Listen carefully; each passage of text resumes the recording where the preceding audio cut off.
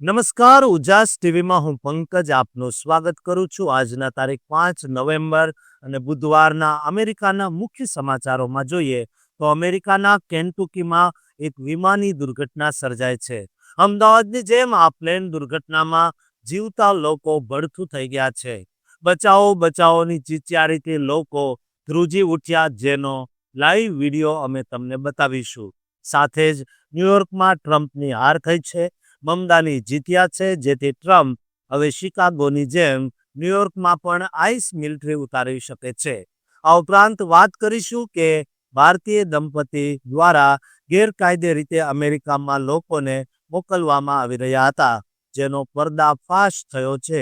કેવી રીતે અમેરિકામાં લોકોને મોકલાતા હતા તેની વિગતે વાત કરીશું, તો વિડીયોને અંત સુધી જોવા વિનંતી. એક સમય હતો કે હવાઈ મુસાફરી મોંઘી દાટ હતી, પરંતુ સુરક્ષિત માનવામાં આવતી હતી. જોકે આજકાલ સ્થિતિ કંઈક અલગ જોવા મળી રહી છે.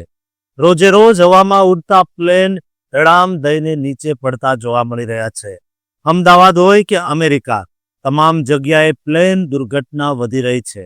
ત્યારે અમેરિકાના કેન્ટુકી લુઇસવિલેમાં એક પ્લેન રનવે પરથી હવામાં ઉડીને સીધું જ નીચે ખાબકતા આગના ગોળામાં પરિવર્તિત થઈ ગયું હતું, જેથી સ્થાનિકો રાડારાડ અને બચાવો બચાવો કરતા જોવા મળ્યા હતા.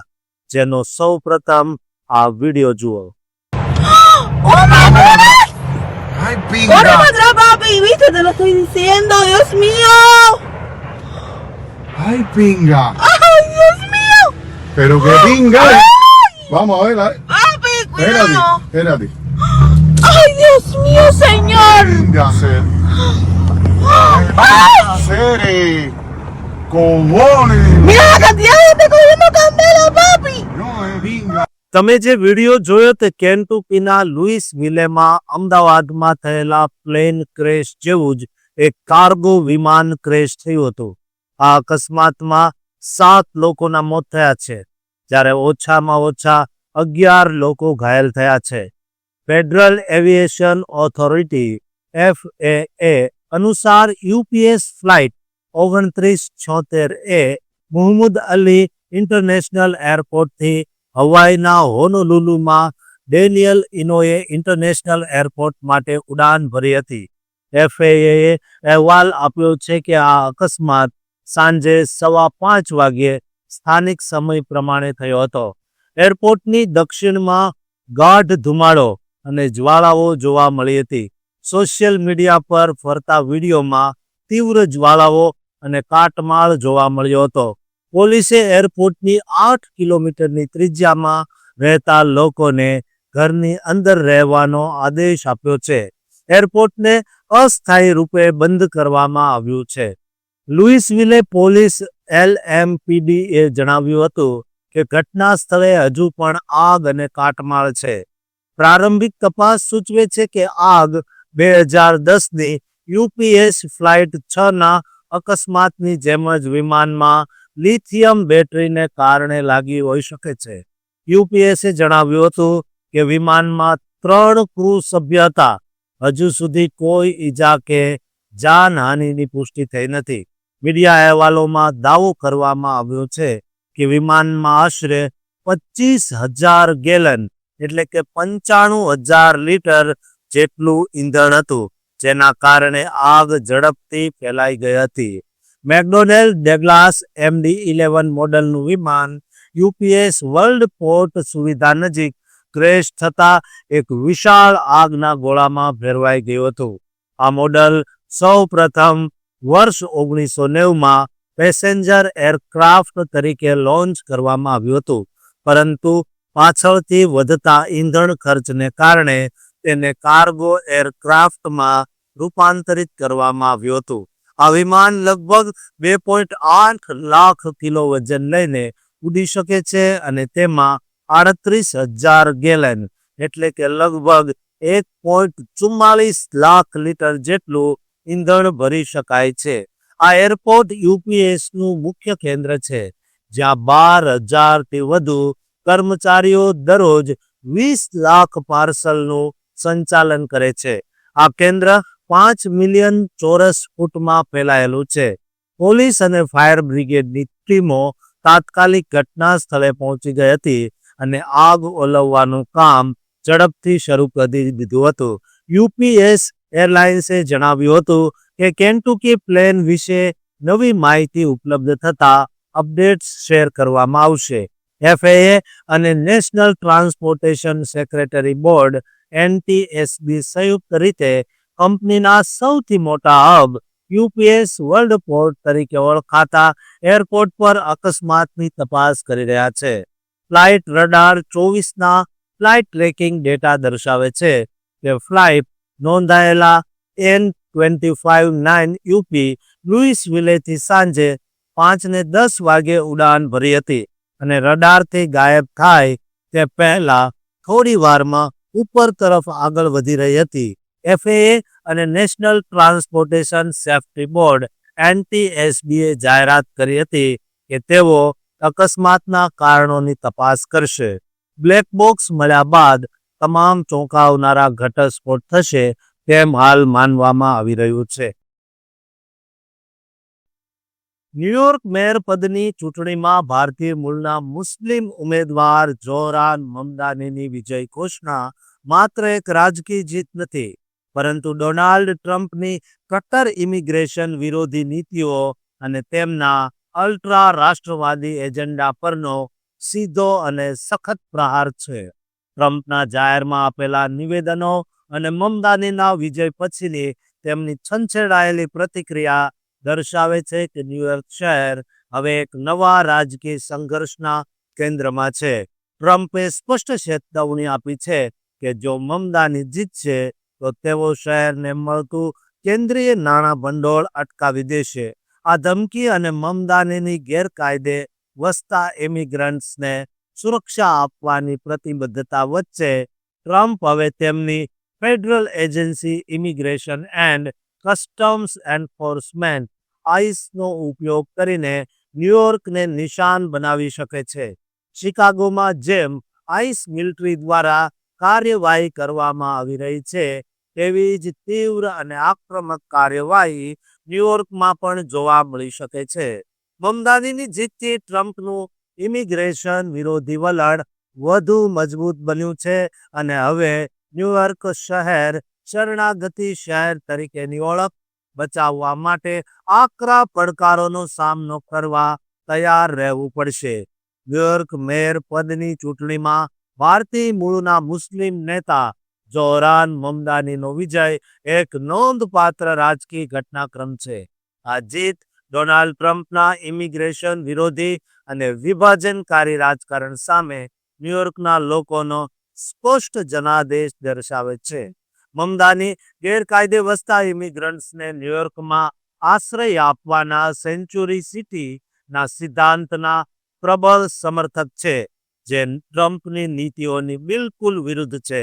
મમદાનીની જીતથી ગુસ્સે થયેલા ટ્રમ્પ હવે ન્યુયોર્ક સામે આક્રમક પગલાં લેવા માટે federal agency ICE, immigration and customs એન્ફોર્સમેન્ટનો રાજકીય દુરુપયોગ કરી શકે છે.